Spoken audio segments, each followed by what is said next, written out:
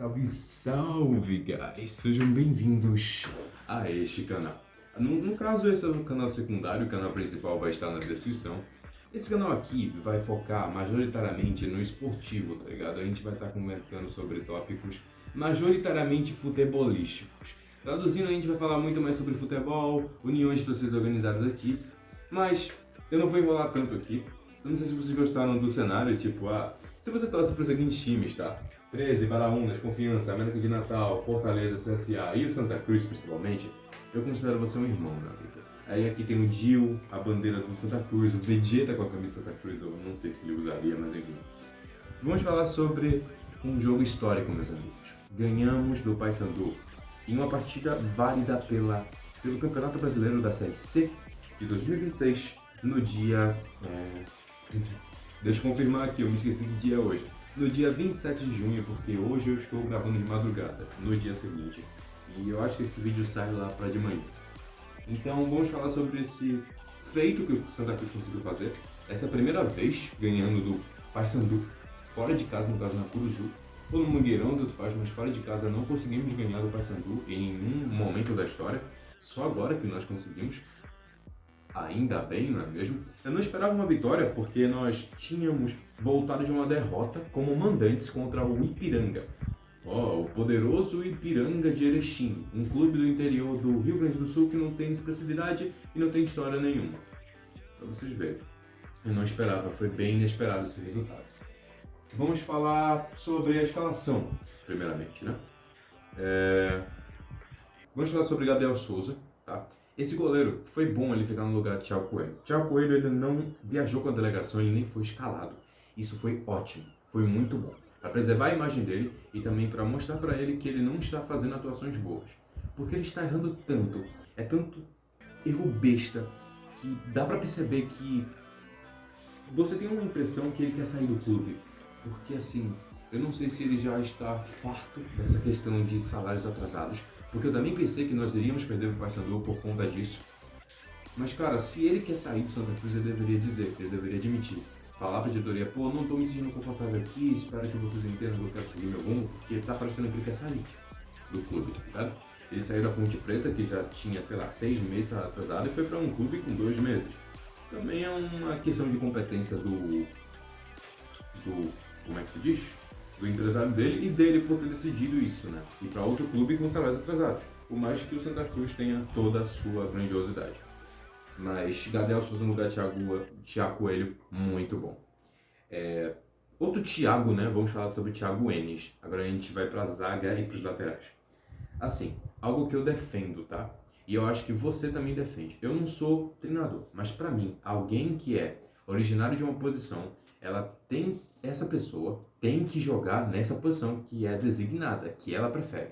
Thiago Enes, ele é originalmente um lateral direito. Mas assim, ele está sendo poupado ou não, ou ele é só escanteado no banco.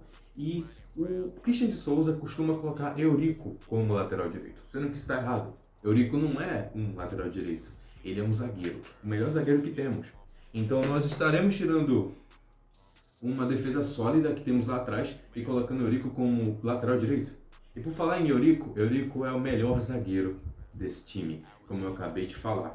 Ele tem atuações impecáveis, ele está fazendo tudo certinho, não tenho nada a criticar contra ele durante todas essas partidas, na verdade.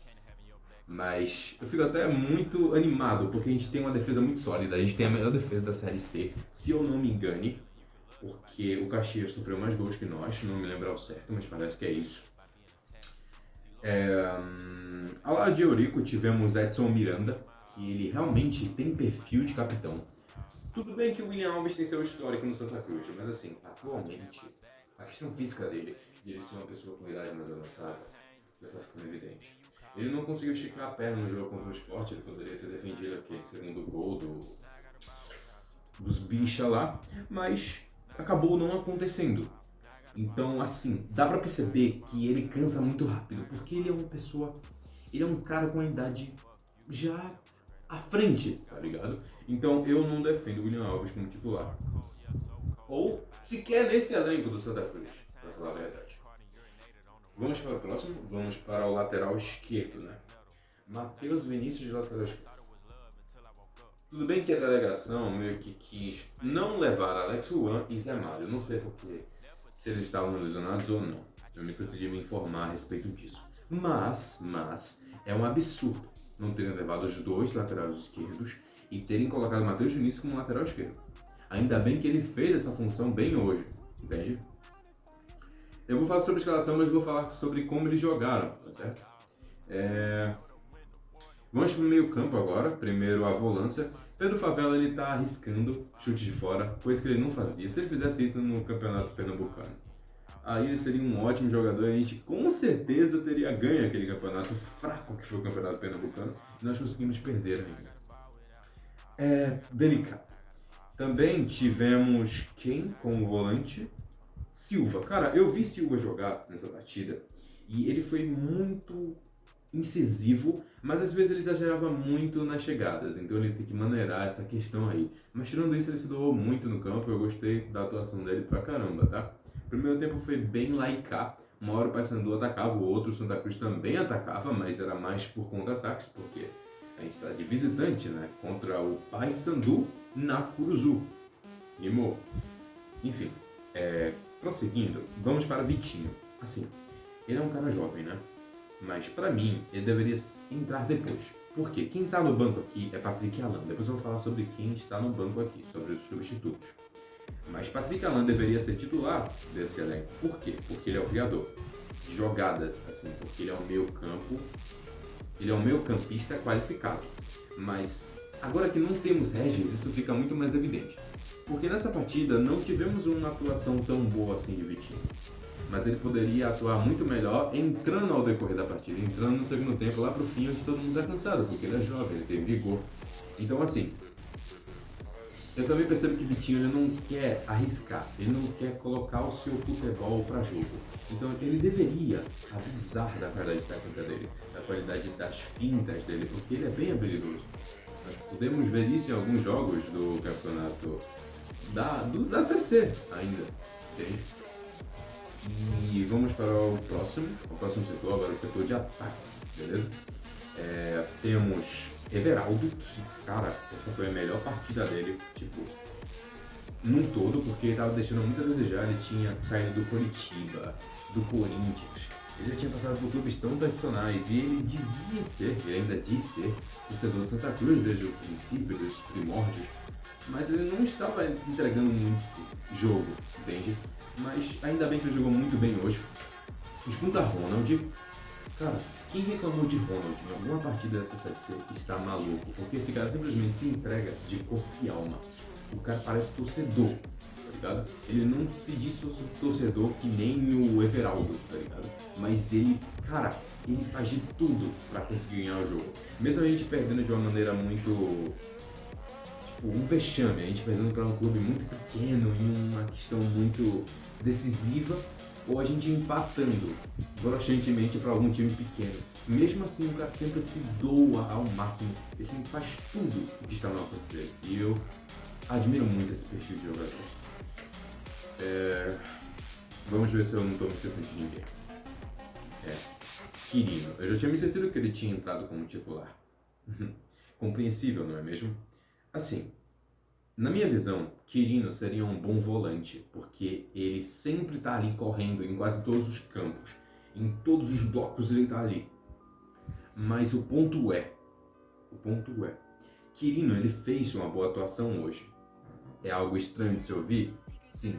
Mas nós estamos falando sobre o quê? Ele está fazendo pivô, ele está ali batalhando contra os jogadores do Paysandu, que foi o que aconteceu. Ainda bem que ele fez isso porque ele contribuiu muito para a partida, tá? Por mais que ele não tenha feito gols, ele tentou fazer, mas infelizmente ele não consegue, porque ele não tem qualidade técnica o suficiente. Perdão.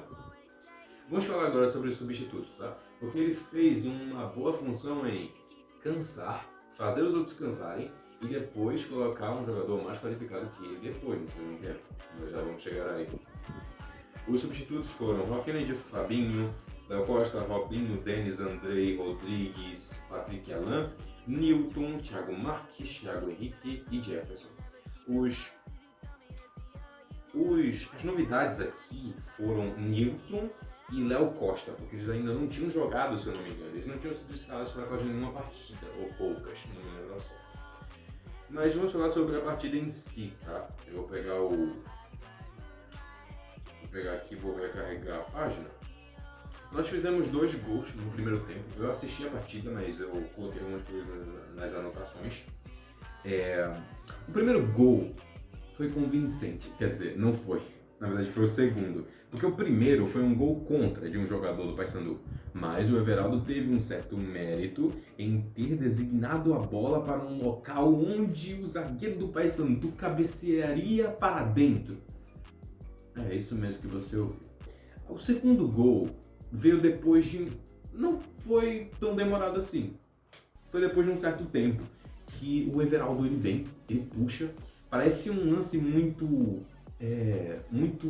como posso falar, inofensivo, mas ele puxa e consegue dar um chute bem forte, fazendo com que o goleiro estivesse incapacitado de agarrar. Porque ele conseguiu dar um chute bem potente e bem rasteiro, vamos dizer assim. Não foi tão alto ou média, alta, tá ligado? Calibragem. Mas ele conseguiu fazer uma batida muito boa. E esse foi o segundo gol mais bonito, porque o terceiro foi o mais bonito, ele já vem aqui. Aí no segundo tempo, teve as seguintes alterações. No caso saiu o Ronald e entrou o Léo Costa. Eu entendo o que o Christian de Souza quis fazer aqui, porque já estava ganhando de 2-0. E era bom poupar Ronald, porque não queremos, comprometer a integridade física dele. Porque a gente ainda vai precisar muito do Ronald, tá ligado? Então eu entendo a decisão de ter substituído pelo Léo Costa.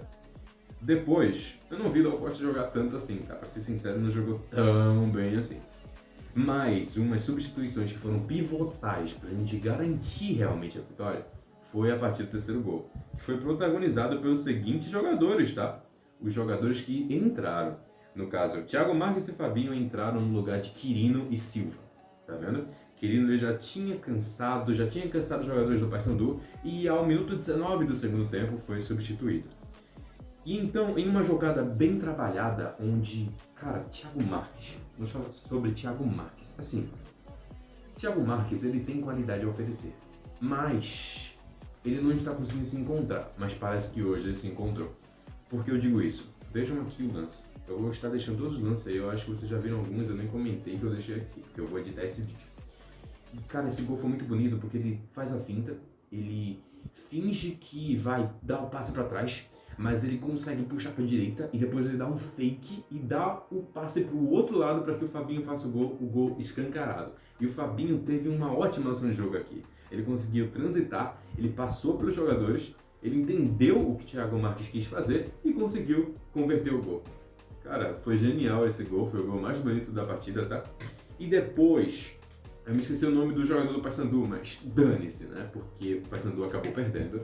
Mas o Gabriel Souza acabou não saindo impune e a gente levou um gol ainda do Paysandu. Acho que no minuto 25, alguma coisa assim. Mas não alterou muito o placar, a pressão era deles, é óbvio, mas o Santa Cruz conseguiu ministrar muito bem o resultado. O que podemos concluir de tudo isso? Bom, teve depois uma entrevista do Everaldo comentando sobre salários atrasados. E isso é uma preocupação. Por quê?